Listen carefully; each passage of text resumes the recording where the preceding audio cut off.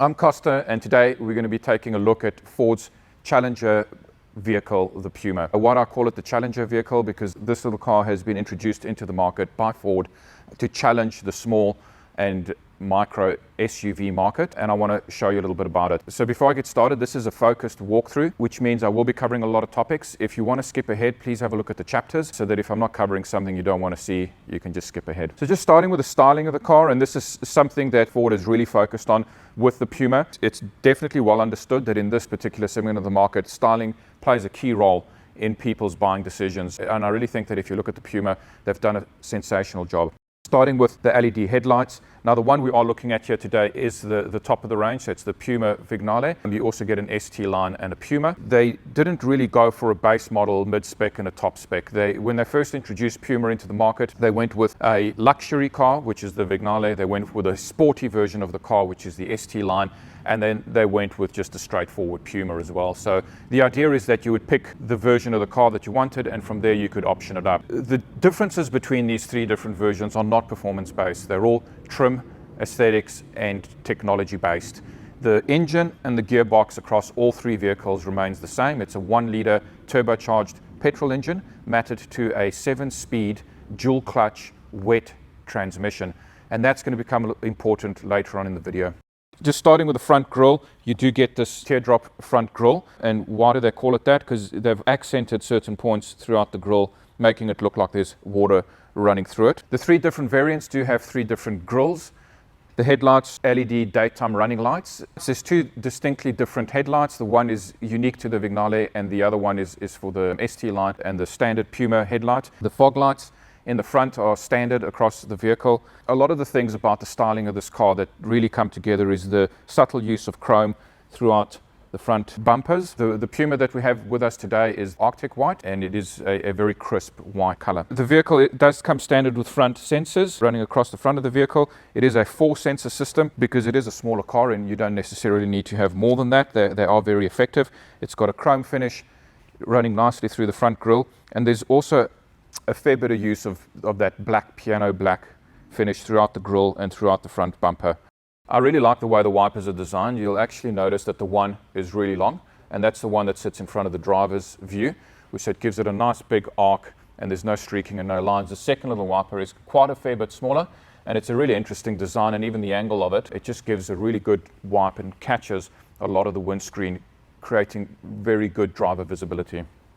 Under the bonnet, this is probably one of the most innovative places in this vehicle, and that is the 3-cylinder 1-liter EcoBoost engine from Ford. This technology from Ford is in its later generation. I'm not sure exactly which generation of the EcoBoost they're on, but it's definitely been refined and improved on over time, and the Puma is no exception. In fact, I would probably say starting to reach the pinnacle of what they've managed to achieve with this engine. Straight off the bat, when you hear 1-liter turbo engine, you might be a little bit skeptical about the power of this vehicle. But for me, where they've really done well with this is the way that they've matted it to the 7-speed dual clutch transmission. It's done very clever.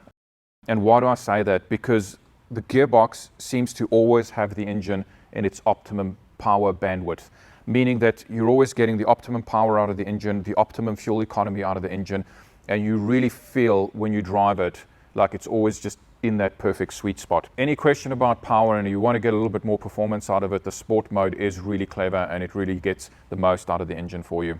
And if you couple that with the paddle shifters, you can really optimize or customize the way that you drive this vehicle on a daily basis. One thing I do want to highlight about the Puma is its 7-speed dual clutch transmission, and dual clutch transmissions for me are probably one of the most misunderstood transmissions in a car, primarily because the dual clutch has been designed to give you the economy and the performance of a manual with the comfort and convenience of an automatic. But the truth is, it is a manual. So that's why they call it a dual clutch. It does still use a clutch, but you don't have a clutch pedal. The driver doesn't need to operate the clutch. The vehicle does it for you. Why is that important? Because it definitely changes the feel of the drive. You can feel the car changing gears as you would in a manual. Even though the vehicle is fitted with hill start assist, if you come to a really steep hill, it can still roll backwards slightly, and I recommend and often do still use the handbrake on one of these cars when I want to pull off on a hill, the same way that I would in a manual vehicle. Importantly, it does change the feel of the drive. Like I mentioned, you can feel the gears engaging and disengaging and the clutch grabbing and letting go, and it does change the whole way the car feels. Moving underneath the vehicle, the first thing that jumped out is the fact that every single part of the car underneath here has got some kind of a panel covering it up. And the only logical explanation that we could come up with for that is that it improves the aerodynamics and just reduces drag, because if you look here, a lot of these panels are made out of soft plastics and even almost like a pressed felt material. So really it's not really there to protect anything. I mean, it could potentially keep things clean underneath, but ideally I think mainly it creates an aerodynamic finish. Even the rear axle here has got this plate connected to it over here at an angle, again to improve the flow of air underneath the vehicle. Looking at the styling of the Puma, I really like this silver aluminium finish that runs all the way through here. That is a feature of the Vignale. In the ST line, this is all blacked out to give it a more sporty look. There's a lot of black running through here, finishing off the two windows. There is privacy glass in the rear window as well. And in this particular car we have here today, I really like the way that the black and the white contrast each other, and there's a fair bit of use of black throughout the vehicle, so that even if you do end up picking white as your color, you still don't get that overbearing stark white look. That is continued with the styling through the bottom of the doors here with, again, piano black finish and the aluminium finish running through both doors on each side of the vehicle. Both Vignale and ST line get the ST line badge and the ST line scuff plate inside the door. They both get the color-coded wheel arches that run through here, and if you don't want all that color coding, but if you go to the standard Puma, these are actually black. Color-coded mirrors, color-coded door handles. The puddle lamp on the Pumas, very cool feature. Takes a page out of the Mustang's book. In the Mustang, when you open the door, you get the prancing pony coming down, and when you open the Puma, the puddle lamp is a Puma. There is no ST V badging, so how can you tell the difference? Well, the main difference is in the alloy wheels. So the alloy wheels that the Vignale gets are unique to the Vignale, and they are different to the ST line. And the other way to tell the difference is when you open the door and you look inside, the unique white stitching that the Vignale gets, the ST line gets red stitching throughout the dashboard and the doors. Ford's gone as far as to even stitch the mats in the same color. So the Vignale gets white stitched floor mats, where the ST line gets red. One of the really nice styling features is the LED tail lights that they've used all the way throughout the back of the vehicle. The Vignale gets this black finish throughout the Puma badging at the back, so that's another way to tell the difference between the Vignale. The black piano black finish and the silver finish throughout the rear bumper over there is a unique look just for the Vignale. In the ST line, for a more sporty look, they've blacked out most of that and you don't get any of the silver. They have gone with a chrome finish on either end, making it look like there's a twin exhaust at the back, but really there isn't. And the rear spoiler at the back here and the high-mounted stoplight, along with the shark fin aerial, just all adds to the styling of the Puma. Rear sensors running through the car. It's a 4-sensor system, one there, 2 along the middle and 1 around the back. In the Vignale, you get standard power tailgate, and you can option it in with the other vehicles as well. So a lot's been said about the Puma and its boot, and it really is impressive for a number of reasons. Starting off with this is what they call a floating parcel shelf, and what makes it different, traditionally a parcel shelf is connected to the vehicle somewhere along this point here, and every time you open the tailgate, that parcel shelf remains connected over here and comes up with the boot. What's the difference with the floating one? Well, straight away you can see in the traditional one, if you wanted to fit a longer item into the vehicle, you'd have to actually remove the parcel shelf because it was always in the way. This one stays out of the way, allows you to load things into the vehicle, but then is still there to hide them when you close. The other nice thing about it, because of the way it's been designed and it's floating, if you were to load a slightly larger item in the boot of the vehicle and that item was pushing up against the parcel shelf, it wouldn't do any damage. This would actually just lift up and still cover it and still do its job. So really very cleverly designed parcel shelf. The other clever part about the boot is this. So this base can be lifted and placed so that you get a nice flat loading area. So if you do have something bigger or heavier and you don't want to have to drop it into the vehicle, you can lift this up, give yourself a flat loading area. You do have these scuff plates running all the way through here so that you won't damage the vehicle. You've also got these tie down points, one there and one there, so that again you can tie things down in the boot of the vehicle. You do also have a 12-volt power point over there, and then this. So the vehicle is fitted with, so the spare wheel is what they call a space saver. One of the good things that they have done though is that they've given you enough room for the full size. So you can see here in this well protection, in this wheel well section over here, if you had to fit the full size, it would still have room here, and you'd be able to put all of these back, and you would still have a flat loading area for the rest of the things that are in your boot. This is the stand that holds the base up at the higher level over there, and you can see it's spring loaded, so as you push this in, it just pushes out of the way, flattens up against the side, and this loads in down into the low position. These seats can also fold forward like that, giving you more room. And if you do want a flat loading area, so this position allows you to maximize your space, but if you want a flat loading area, you just simply do that and you can get that flat loading area. And you've also got LED, just total LED light usage throughout everything. And your reverse camera sits just there, nice and out of the way. Jumped inside the interior of a fully spec'd Puma ST Line V. This one's got all the options fitted to it. It's got the park packs, it's got the adaptive cruise, it's got everything. So I'm going to quickly take you through it. So just starting on the right hand side here, you've got your central locking buttons on the door, you've got your mirrors and your electric windows all operated. All your light controls are over here, as well as your rear stat switch for your dash is all situated down there. So those of you that are familiar with Fords, this light switch configuration is pretty standard for the vehicle. Moving to the steering wheel, again, the same kind of thumb controls, just centralized nicely over here. On the one side, you've got your radio controls and your trip computer controls. And on the other side, you've got audio controls, as well as your smart cruise, your lane keep assist system, and your speed limiter, all in this one little console. The ST Line and ST Line V get the paddle shifters, so these are one on either side over here, and the V gets this unique white stitching running through the steering wheel, as well as this chrome look finish running through the steering wheel. The steering wheel, it's got height and telescope adjustment. It's a 12-inch full digital cluster. When you start it up, it's in normal mode and everything has got this blue look. 5 driver modes, starting with normal, eco, sport, slippery, and trail. Trail, interestingly, is the one that switches off the electronic stability control for you. If you want to know what mode you're in, there's a little indicator right at the bottom there. So that little leaf there indicates that we're in eco mode. And when you go to normal, there is no icon. Also the color changes. So eco goes green, or rather this pastely blue. When you go into sport mode, it changes your dials. It gives you a rev counter on the right hand side and a speedometer on the left. And it also gives you the gear that you're in on the right hand side. So sport mode is punchier, it makes the accelerator more responsive, and it also tends to hold gears a little bit longer so that you're really just getting the peak performance out of the engine with every gear change. This center control button here, this is for your park sensors on and off.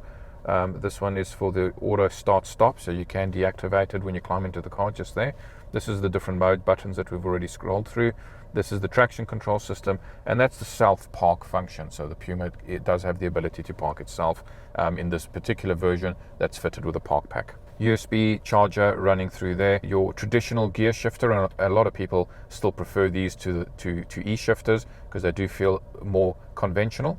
You've got a 12-volt power charging point there. You've got wireless charging running through there, and another one is this. So this little pad can slip out really easily, makes it very easy to clean it, because as you can imagine from the angle that it's sitting in, it would be really easy for dirt to accumulate down there. So you just pop that out. USB-A for Android Auto and Apple CarPlay. It's not wireless, so you do have to plug it in, but it also has USB-C inside the armrest that you can use. This little button here is a very cool feature that Ford has introduced on some of their cars, and this Puma specifically gets it. It's actually a front demister. So you'd all probably be familiar with the rear demister, which basically runs heated wires through the glass. Once you press the button, those heated wires heat up and they demist or defog the window. Puma's actually got one for the front window. If you look really closely, there's very fine metal filaments running all the way through the front windshield, and with the use of this button you can actually demist or defog the front windshield of this vehicle. Climate control, temperature settings there, and fan speeds over there. Another feature of the more modern cars, I guess you could call it, is the auto button. A lot of cars do have the auto button in climate control. Engine start stop is situated over there. And if you hit it and your foot's not on the brake, the car won't actually start the engine, but it will power up. Carbon fiber look on the dashboard, that's for the ST Line V, along with the white stitching, again for the ST Line V. The ST Line gets red stitching running through there. 8-inch screen over here, which is also a touch screen. It gives you your audio settings, your phone settings, your navigation settings, mobile phone apps, and just settings over there. This button here is a blackout button. So if you hit that button there, it blacks out or simplifies the screen for you and just gives you a clock and a date and a time if you want to just have a more simple look. Dark mode is also available if you want to black out the screen completely. So a second press on that button goes to dark mode. So it's scrolling through 3 different functions: your full view, your simple view, and your dark mode. So on the side of the seat there's a button, and when you press it, it brings up your massage seats. So this is, like I said, a fully optioned Puma. So this is one of the options that you can option in. You've got a driver and a passenger. Really simple. If you look here, there's those little blue bars. There's 3 different places that the seat operates in, and you can set each of those massage seats or zones independently using these controllers over here. And once you hit the massage button, you get a rolling up the back or rolling down the back, and you can go high, medium, or low. And the passenger, in contrast, can do their own settings and set their massage seats up the way they want them. At the top here, you've got your reading lights, your interior cabin lights settings, as well as in this fully optioned vehicle, we do also have the sunroof with one-touch operation. Manual sun shield or sun visor for the sunroof that you can slide open and closed. So I'm 6 foot, and one of your concerns you might have with a Puma is, am I going to fit in it? So you can see here, even with the sunroof option, the sunroof is an option that tends to reduce your headroom because the sunroof has to go somewhere, and that usually compromises headroom. Even with the sunroof, I'm still very comfortably fitting inside this car, and I'm very comfortable to drive it. So you could be 6 foot plus really, and you could still fit inside the Puma. The interior of the vehicle is really well put together. The ST Line V gets these leather seats. In the newer models, you move the Sensico. Sensico leather seats means it's a brand really of artificial leather, so they don't actually fit real leather seats in the Pumas anymore. They've moved to the Sensico brand. Still has the same look and feel of leather. The V gets the white stitching running through here, and really well designed, so they could have gone and made them really plain looking, but I really like the way that they've stitched them together here. They're all 3-way manual control seats, except for if you option in the massage seat, then you get electric lumbar support. So I've put the front seat in my driving position. I'm 6 foot. This is where the seat would be sitting if I was driving, and you can see at the back it is a little bit tight for space. So probably if you have a lot of tall people in the family, you might just struggle to get a lot of them into the back of the vehicle. But if you just have a primary driver that's tall, younger kids, that kind of stuff, you can still fit. Quality finish at the back here. If you go through the Sensico leather and you give it a good look and touch and feel, it really does feel like high quality. You've got these storage compartments in the back here. You've got another little storage compartment over there. You've got 3-point seat belts, 3 rear head restraints, along with the white stitching that's a signature for the V. You've also got your ISOFIX points over there so that you can attach an ISOFIX child seat. Even in the fully spec'd up ST Line V, there is no USB charging points or connector points over here, but you can still use the one that's sitting in the armrest if you're not using it in the front. Headroom at the back is adequate. I can fit in here fine, and my head isn't touching the roof, but I'm getting really close. Audience participation is really important to us, so if there's any car that you specifically want us to do a focus walkthrough, please leave it in the comments below and we'll do our best to have a look at one of those for you. Thank you for watching.